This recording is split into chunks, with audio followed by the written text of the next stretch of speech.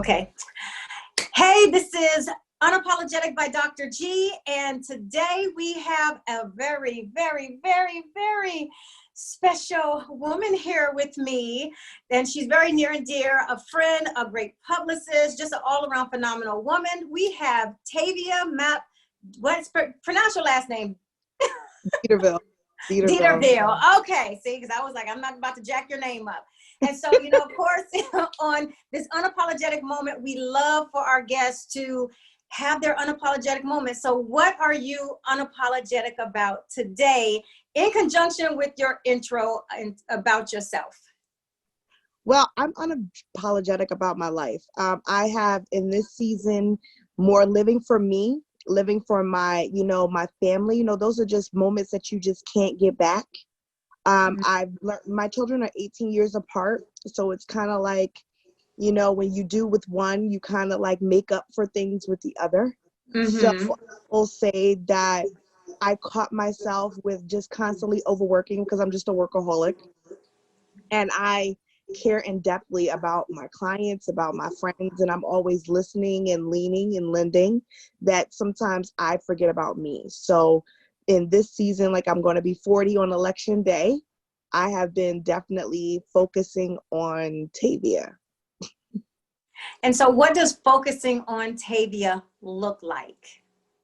Focusing on Tavia means not answering client calls, which it drives me crazy sometimes because I definitely want to talk to them. I definitely want to be in fruition and spirit with them. But sometimes it's like, when do you press the stop button?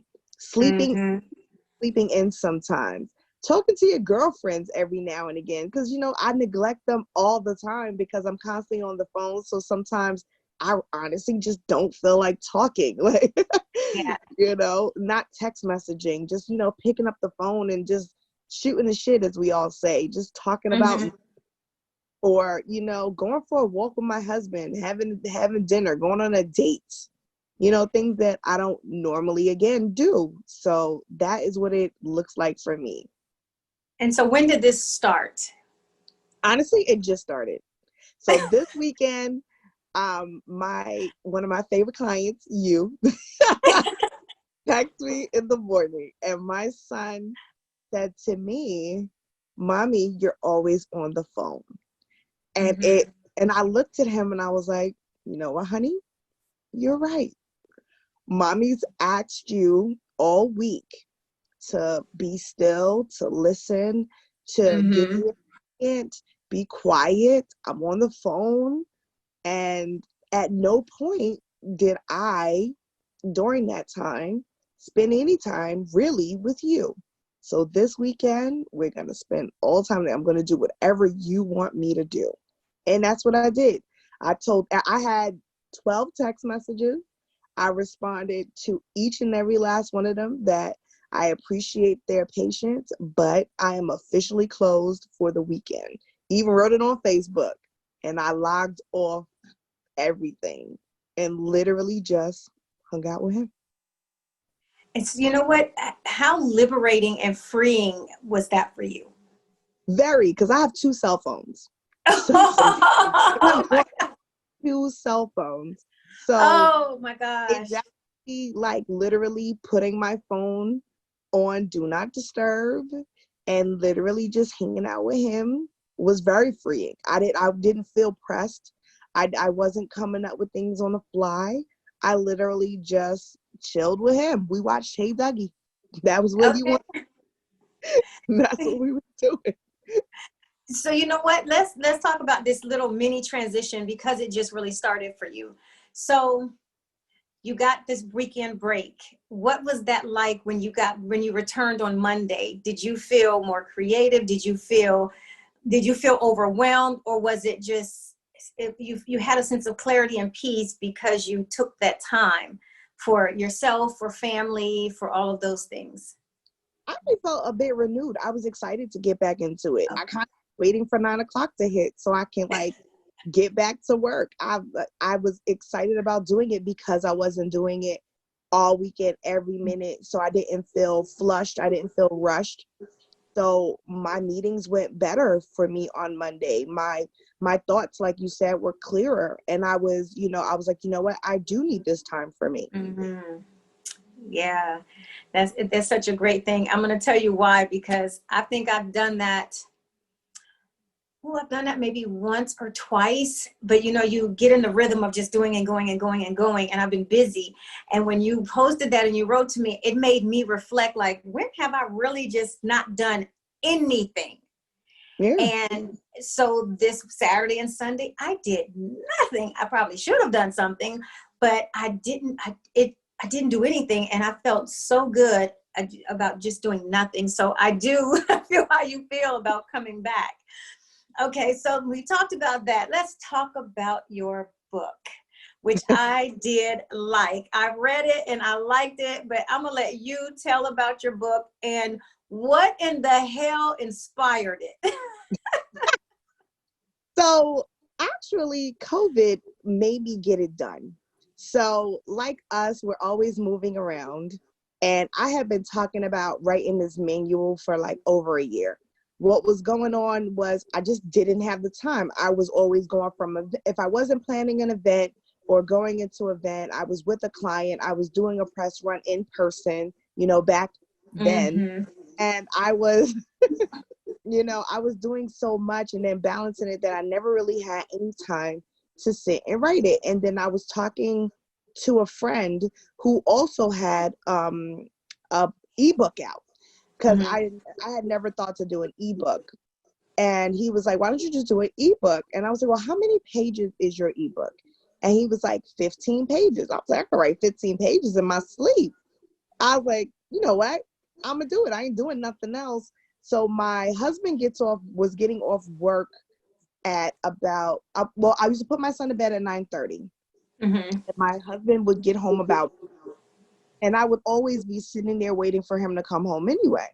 So I was like, I'm watching TV between 9:30 and midnight. Why don't I just every day sit and dedicate that time to writing? And that's what I did. And then 2 weeks later, a quick manual to advise you that your pussy ain't shit was here.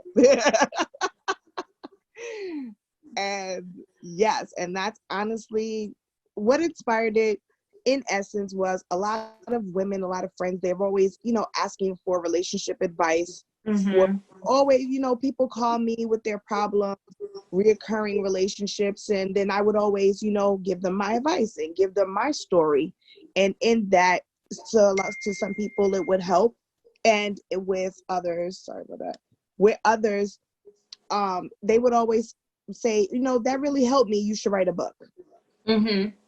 Or that really, how did you and your husband, meet? So like just stuff like that. Or a lot of times people assume that when you're married, that all of a sudden your happiness stems from that. And it doesn't. Yeah. It's quite okay. I was single and happy before I met my husband. He enhanced my happiness. He didn't make me happy. I had found Mm-hmm. happiness. So I wrote, my journey to finding happiness from within first. And then when I found that first, I was able to be in a healthy relationship and get the things that I needed to then result in a marriage. Because I think that Mm-hmm. people too often, they depend on other people to do the work for them. Correct. I definitely agree. So it's what I did, and I love the book. And I also love that really it's a play on words. Yeah. Your title, your title is a play on words, because when you first see it, it's definitely catchy, smart. It's catchy, and it draws you in with life knowledge about self-reflection and getting your own shit in order, so that the only thing you're not having to feel like you have to offer is your pussy. Exactly. That's what you're leading with. It's like, mentally You you get need to people be able to give more. on Facebook, you see the rants, they'll be like, I give bomb head, I do this, my pussy do this and do all these tricks, but you still got cheated on yesterday, and that Yeah. left you, and he's not claiming you, and it's cuffing season, and you didn't make the cut. It's still happening. So obviously, there needs to be a little bit more to you.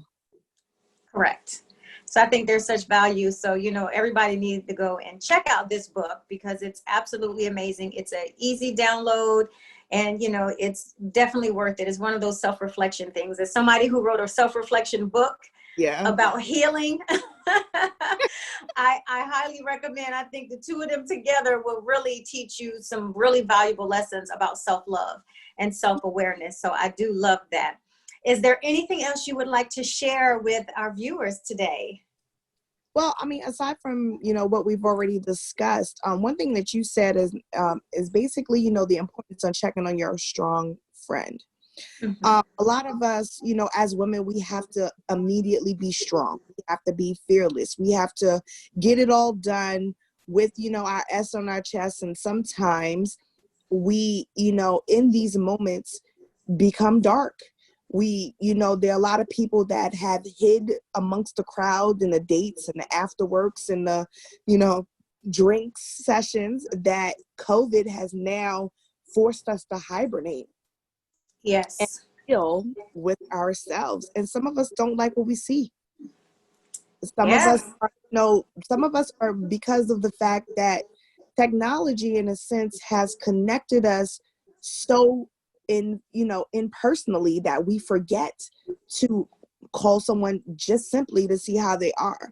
Like there's some time that because I've read people's statuses all week, it makes you feel like you've spoken to them when in essence you haven't. Yeah. Or because they're posting pictures on their Instagram page all day and in their stories, it gives the inclination again that you've seen them and you haven't, or that you know what all is going on with them, but you don't. Those are Yeah. the things which that people allow you to see. That is what social media is. That's what it's for.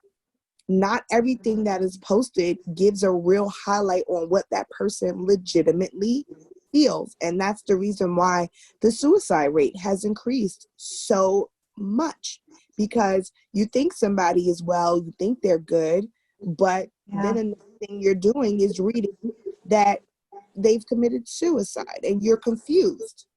Yeah. Very. They're like, they look so happy. Looks can be deceiving. And like I said, there are a lot of filters in a lot of ways to social media. So Yeah. definitely, literally just checking on somebody, letting them, like I called a friend today just to see how she was. And she was like, wow, did I just really unload on you? And I was like, it's cool. You got it off your chest. Yeah. Very much. And I So you listened. all, yeah. So you know what? Let's make a pact right now. When I'm going to today, even though I check in on a few of my people, but I know that there are people who I have not checked on. That I'm going to make it a point to not text, but actually send a phone call and leave a voicemail. I hate leaving voicemails, really do. But if they don't answer, I'm going to make it a point for to at least reach out to one person. My goal is going to be 3 that I Okay. have not talked to, but I am going to reach out to 3, if not 3, definitely 1, because I have like a ton of stuff right after this. Or It I doesn't might send a text message. Huh? it could just be like, hey, it's Pam thinking about you, praying for you, give me a call. Yeah. Something simple, you know what I'm saying, to the point, just to let them know that you're there. Yep. So I'm going to challenge everybody who watches this to reach out to one person that they have not been in touch with that might have been on their mind. Just one. Just one. I'm going to make that challenge. And I myself am going to meet that challenge. I'm going to text and then I'm going to, get that phone call. If they unload, I have media today. So after this, I have a podcast to shoot. So it's going to be difficult for me to try to be like, okay, I'm sorry, I have to go right in the middle of your mess. So I'm going to be real with it because I do have, I have a guest on the podcast tonight. So it's not one of those that I can like put off. But I do appreciate you stopping by. Where can everybody follow you, connect with you, and purchase your book? Sure. You can follow me on Tavia MD because, of course, my last name is pretty long. And the link, as they all say, is in my bio. And that's on Instagram, right? That's on Instagram, Tavia MD. Okay. And so, you know, are you open for business, like getting clients or anything else like that? Or you're like on a pause button because you're just too busy? Right now, I'm on a pause. Okay. Will definitely open the ranks soon. Just trying to pick up. I'm actually interviewing more staff so I can get, take on more clients. So That stay is some tuned. growth. Yep, my website is actually done updating it. So taviamd.com is live. All right. And you know, when she opens back up, I am going to personally tell you that if you want a real phenomenal publicist, she is your girl. So, you know, I thank everybody for swinging by, and that was your unapologetic moment with Dr.